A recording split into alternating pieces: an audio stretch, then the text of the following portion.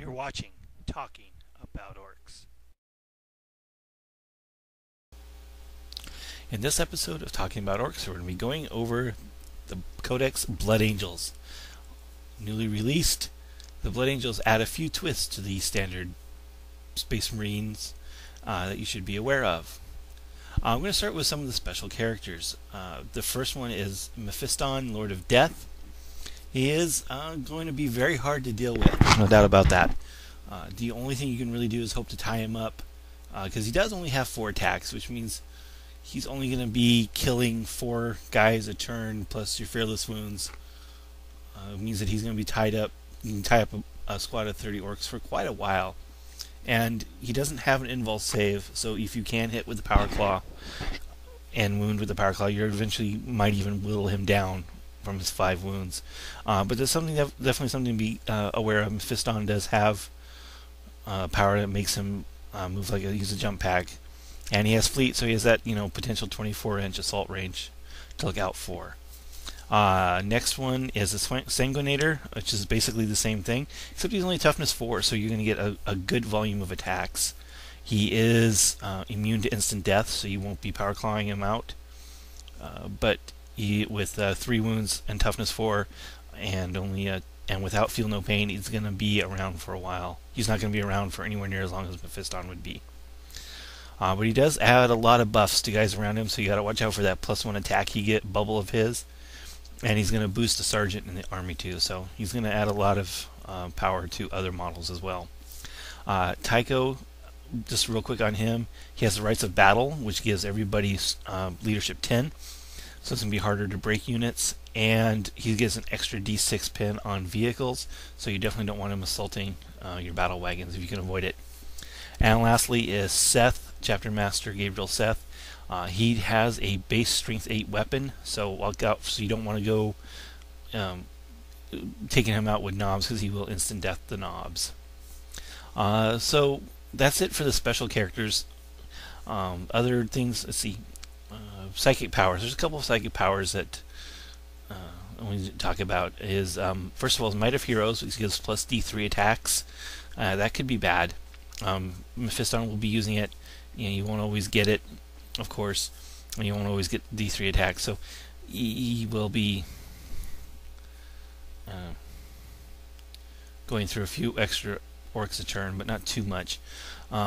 Shackle Soul, this could be a real problem. This is the one that forces you to make a leadership check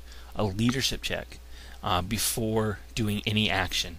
And if you got knobs without a war boss, he's basically going to be stopping the knobs in the dead in their tracks. So watch out for Shackle Soul on a librarian. I don't think you're going to see it too often because there are a lot better powers out there. They have a shield spell similar to KFF, gives you a 5+ cover save. Blood Lance gives you a short range lance attack, strength 8 AP 1 lance. Again, watch out for instant death on the knobs, and watch out for the vehicles. Sanguine Sword gives a librarian strength 10. Again, more instant death badness. Watch out for that versus your knobs. Unleash Rage. Unleash Rage is very, very bad. Unleash Rage gives the librarian and his unit preferred enemy, which is the rerolls to hit. And this is probably one of the worst powers against orcs, because we really do depend on the weapon skill advantage that the average orc boy has. So the guys are only hitting on 4s. So you're cutting out half their attacks to start with. With this, you get a reroll. That could be very, very bad, especially if you get combined with Furious Charge, so they're wounding on 3s. Unleash Rage is a very bad spell. And Wings Sanguinius gives them the jump pack. This is something you have to look forward to on Furioso Librarians. It gives them a Furioso Librarian Dreadnought that moves 12 and assault 6 could be a very bad thing, especially with Blood Talons. Blood Talons on a Furioso Dread is probably the single worst thing to come up against as an orc player. There is no reason why a Furioso Dread with a pair of Blood Talons can't munch through a 30-boy unit in 1 turn. Pure and simple. If you come up against Blood Talons, stay away from it. Stay far away from it. Shoot it. Do whatever you have to do to stay away from it. And the other elite thing to worry about is the Sanguinary Priest. Sanguinary Priest is a real thing. Is going to be the real key unit in the Codex, because they give the Blood Angel player that 6-inch bubble, a Furious Charge, and Feel No Pain, both of which are very, very bad for Orks. The Furious Charge makes them wounding on 3s instead of 4s, a lot more wounds to deal with, and the Feel No Pain, cutting out half the failed saves already that they're making at 3+. We really do depend on volume attacks, and just if you reduce that volume again by half, just off the bat, it's going to be much harder to deal with the Assault Marines that are coming at you. And if they have Terminators with Feel No Pain, there's not much you can do. You're just going to have to try and avoid them. Terminator, I don't want to even think about Terminators with Feel No Pain. That doesn't sound like fun at all. As far as the troops sections go, remember this, they have tactical squads and they have assault squads as troops. Assault squads can take 2 special weapons, so 2 flamers, 2 multi-guns, etc. 2 flamers could be very bad. And if you add the priest to your assault squad, so they have 2 base attacks, 3 on the charge with Furious Charge and Feel No Pain, 2 flamers, assault squads could be really nasty, especially with jump packs. Even if jump packs are out of a Land Raider or out of a Storm Raven, they could be very bad. Death Company and Death Company Dreadnoughts. Death Company Dreadnoughts are similar to the Furioso, except they have fleet. You can still take the Blood Talons, but they only have armor 12. The Furioso has armor 13.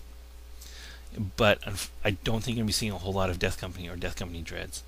Death Company are very similar to the way they used to be, except they don't have Rending anymore, and they have Rage, which means they must move towards the closest enemy unit. So you can control where the Death Company goes more than your opponent can. The biggest change, of course, is the fast vehicles. Every single Rhino chassis-based vehicle is fast. So Rhinos moving 18 inches get in your face. You got Predators and Razorbacks being able to move 12. Better chance of getting those side shots in the battle wagons. A very good chance of getting side shots in the battle wagons, being able to move 12. So there's lots of things to worry about. And Vindicators that are fast are actually become dangerous. A normal Vindicator you can try and avoid, and actually quite easy to avoid a Vindicator. But when they move 12 and fire, they're a lot harder to avoid. So Vindicators, Predators, Razorbacks, they're all going to be putting out quite a bit of damage, and probably taking out your battle wagons a lot sooner than you would like. And of course, the Ball Predator that can outflank with the Flamestorm Cannon and heavy flamers. If you're coming up against those, you're going to have to keep your Ludas 20 inches from the board edge. That's just the way you're going to have to. That's going to come down to deployment. If you put your Ludas within 12-inch plus the flamer template, which is 8 inches long. So if you put your Ludas in any closer to the edge of the table than 16 inches, they're just going to get flamed off the table by the Evolved Predators. So it's going to force you to either put some sacrificial units on the outsides of the Ludas or bunch up towards the middle. And let's see what else we got. Vanguard veterans with their heroic intervention plus Descent of Angels. That allows them to scatter only 1d6 when they deep strike, plus they can assault afterwards. So it's definitely something to look out for if your opponent's running that. But you're probably not going to see them in large numbers because they get expensive really quick. 10-man Vanguard with jump packs is going to be over 300 points just for the models themselves. You'll probably see Land Raiders a little more because they can be taken as dedicated transports for all units. You're going to see assault squads with dedicated Land Raiders, which is something you probably wouldn't see out of any other Marine Codex, because they usually just take Terminators if they're going to be in Land Raiders. But regular assault squads with a Sanguinary Priest and maybe a Chaplain or a Reclusiarch out of a Land Raider is a very deadly thing. That's a lot of attacks, that's a lot of rerolls coming out of one of those things. And very similar to the Land Raider is going to be the Storm Raven, where you can move 12 inches and assault out of it. Same thing, 12 models, so you can get your assault squad and priest in there. But the Storm Raven can take a lot more weapons, a lot better weapons, and can fire on the move because it's fast. plus Machine Spirit, so it can deep strike, fires 2 weapons, or move 12 and fire 2 weapons. So the Storm Raven can be very dangerous too. But it's only armor 12 instead of armor 14, so a much better chance to take it out with Ludus. So basically, overall, what does that come to? It comes to an army that is going to be basically playing the same exact game as the Orks. Going to be moving up fast, taking out key units with shooting, and then getting into assault and wipe everything out in hand-to-hand. So you're going to be playing the same game on both sides of the table, and it could be a lot of fun. It's going to be a lot dependent on who gets the charge in. I can't believe how fast my time went. I'm already well over 10 minutes, but there's some ideas and some things to look out for if you're going to be playing Blood Angels with Orks. Thanks for watching.